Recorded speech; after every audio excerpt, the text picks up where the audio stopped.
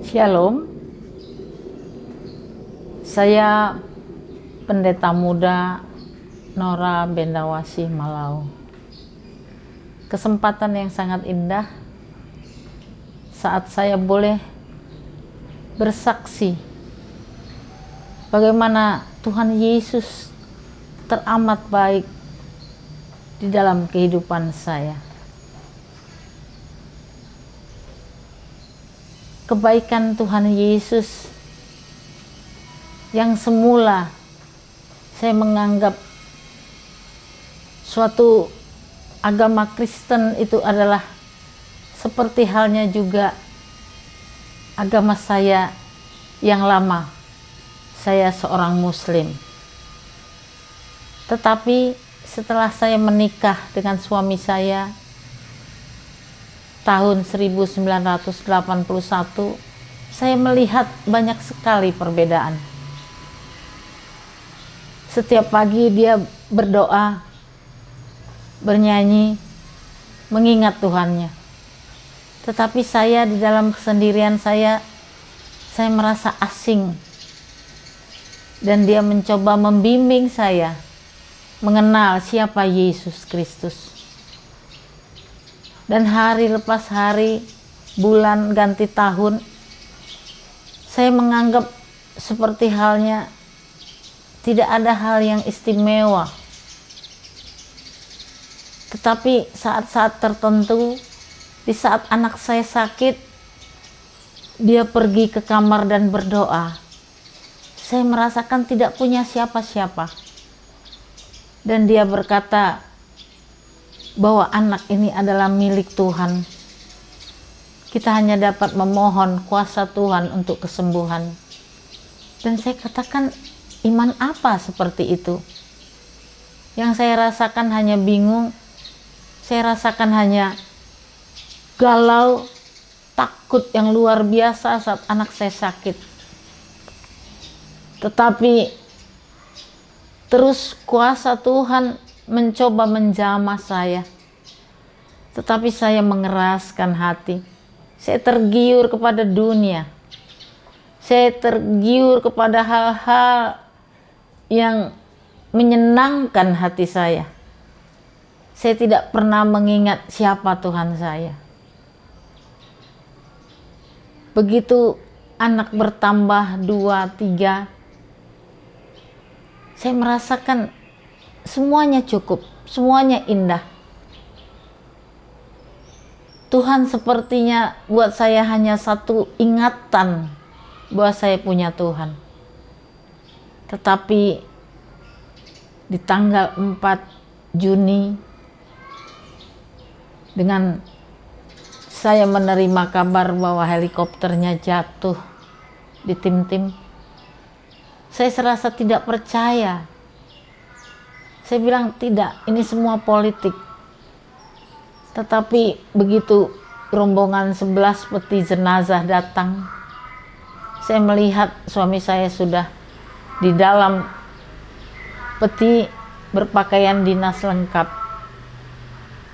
Saya benar-benar kecewa kepada Tuhan. Saya menangis dan menangis. Saya berpakaian hitam menyatakan perkabungan yang dalam. Tetapi itu semua tidak merubah keadaan saya.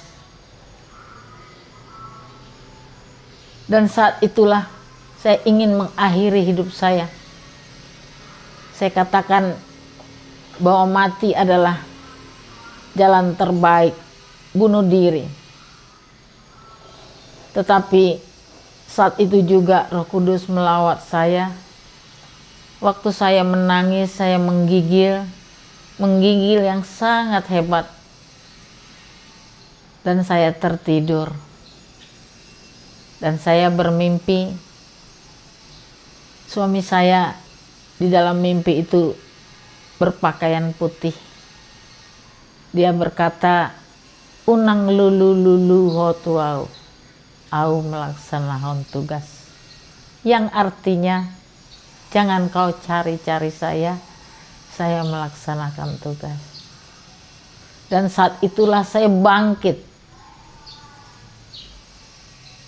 Dan saya memukul dada mengatakan bahwa saya adalah orang yang paling bodoh, orang yang kecewa, orang yang putus asa, adalah orang yang paling bodoh yang ingin mengakhiri hidupnya.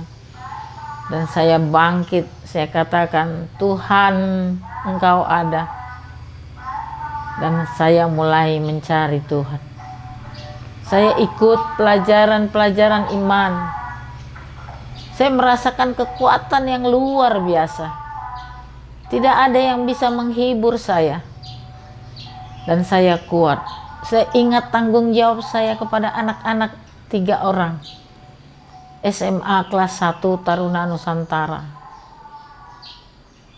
Kelas 1 SMP dan SD kelas 5. Dan saya katakan, Tuhan, sertai aku Tuhan, untuk mereka boleh berhasil. Aku minta ampun Tuhan untuk kebodohanku, untuk keputusasaanku, dan aku bangkit. Sampai akhirnya aku rindu membentuk persekutuan, karena saya melihat begitu banyak ibu-ibu yang lebih susah hidupnya, janda-janda yang tidak ada pertolongan ekonomi, tidak ada kemampuan apa-apa. Dan saya mengingat firman Tuhan, Abraham mengucap syukur di Beersheba. Ya Tuhan, saya mengucap syukur seperti Abraham di Beersheba. Dan saya membentuk persekutuan doa Beersheba. Banyak ibu-ibu, para janda-janda berkumpul berdoa bersama. Dan saat berkumpul kami mendapatkan satu sukacita. Kami membentuk vokal grup, bernyanyi memuji Tuhan, memuliakan Tuhan. Dan pengenalan akan Kristus semakin nyata, semakin indah, semakin luar biasa. Sampai akhirnya Tuhan memberikan visi. Di tengah doa-doa dan air mata saya, Tuhan memberikan visi. Ladang sudah menguning, siap dituai. Pengerja sedikit, mintalah kepada Bapa pengerja. Ya Tuhan, akhirnya mulai memfasilitasi STT untuk pengerja-pengerja dan membuat gereja kecil, gereja mula-mula, berbagi kasih, pelayanan kepada anak jalanan. Karena sudah mengerti arti amanat agung, beritakanlah Injil sampai ke ujung bumi. Baptislah mereka dalam nama Bapa, Putra, dan Roh Kudus, dan ajarlah mereka melakukan kehendak Tuhan. Ya Tuhan, dan saya melakukannya. Apabila saya tidak melakukan ini, saya tidak layak di hadapan Tuhan. Yang ada di hati saya seperti itu. Saat aku lapar, Engkau memberi makan. Saat aku telanjang, Engkau memberi pakaian. Dan saat aku sakit, kamu berdoa. Nyatakan kuasa Tuhan, mukjizat Tuhan. Dan itu semuanya jauh lebih menyenangkan dari perkawinan. Jauh lebih menyenangkan dari sekedar punya uang, punya jabatan. Puji Tuhan, kesaksian saya ini saya bagikan untuk saudara-saudaraku yang belum mengerti isi hati Tuhan. Isi hati Tuhan adalah apabila banyak jiwa-jiwa yang percaya Yesus Kristus Tuhan dan Juru Selamat. Banyak lutut-lutut goyah, banyak yang terhilang kembali kepada Tuhan. Karena begitu indahnya penyertaan Tuhan, begitu indahnya perkenan Tuhan dalam hidup kita. keindahan yang diberikan Tuhan bukan dengan janji, bukan dengan firman, tetapi Tuhan Yesus menderita sampai mati di kayu salib dan bangkit untuk kita semua yang percaya beroleh hidup kekal. Penderitaan Tuhan itulah yang memotivasi. Kasih Tuhan itulah yang memotivasi untuk tetap hidup setia di dalam pelayanan. Tidak mudah, tidak seperti melakukan hal-hal yang menurut pikiran kemauan kita. Tetapi janji Tuhan tergenapi. Aku menyertai engkau sampai kesudahan zaman. Ya Tuhan, inilah kekuatan, inilah semangat spirit yang harus dimiliki kita semua, sehingga kita tidak ragu-ragu lagi. Sudah waktunya, sudah saatnya melaksanakan isi hati Tuhan. Apapun fungsi kita sebagai ibu, sebagai ayah, sebagai pekerja, pelayan Tuhan, profesional, sudah waktunya. Karena saya percaya hanya dengan perkenan Tuhan, maka kita bahagia. Hanya dengan perkenan Tuhan, maka keadaanmu akan baik-baik saja. Hanya dengan perkenan Tuhan bahkan kau diberikan panjang umur. Saya sudah 60 tahun.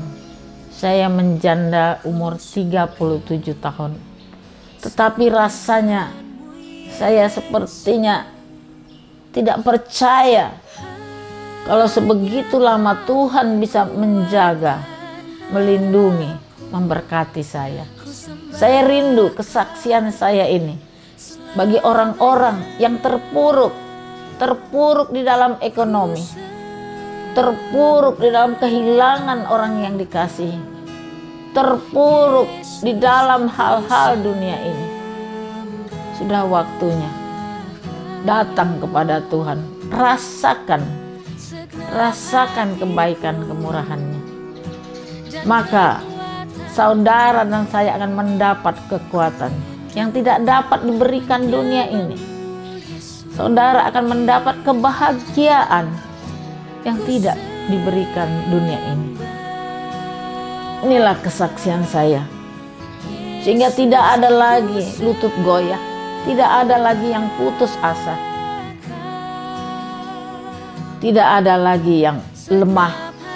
Semua bangkit, tahu isi hati Tuhan. Tuhan tidak memerlukan uang, Tuhan tidak memerlukan yang sulit kita berikan, tetapi Tuhan memerlukan hati kita datang kepada Tuhan. Maka akan terjadi sesuatu yang dahsyat dan luar biasa di dalam hidup saudara dan saya. Biar kesaksian ini membuat saudara bangkit, melihat apa yang akan Tuhan perbuat bagi saudara. Dan saudara akan menjadi saksi-saksi Kristus. Saudaraku yang dikasihi Tuhan, jangan menunda waktu. Jangan membuang waktu. Sudah terlalu banyak hari-hari terlewati dengan sia-sia. Manfaatkanlah waktu yang ada. Hidup manusia terlalu singkat. Seperti uap, seperti bunga di padang. Pagi mekar, siang layu. Berapapun usia saudara saat ini, cepat berbalik mencari wajah Tuhan. Kalau saudara memerlukan pertumbuhan iman, kami mengadakan pelajaran Alkitab. Saudara bisa menghubungi kami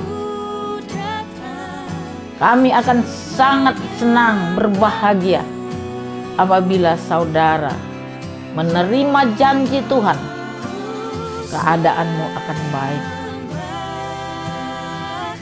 Kau akan diberikan umur panjang karena menjadi kepercayaan Tuhan, menjadi alat di tangan Tuhan, menjadi pelayan-pelayan Tuhan di mana Tuhan berkenan. Terima kasih. Sampai jumpa di kesempatan yang akan datang. Terpujilah Kristus. Amin. Dan kekuatanku, ku rindu menyembahmu.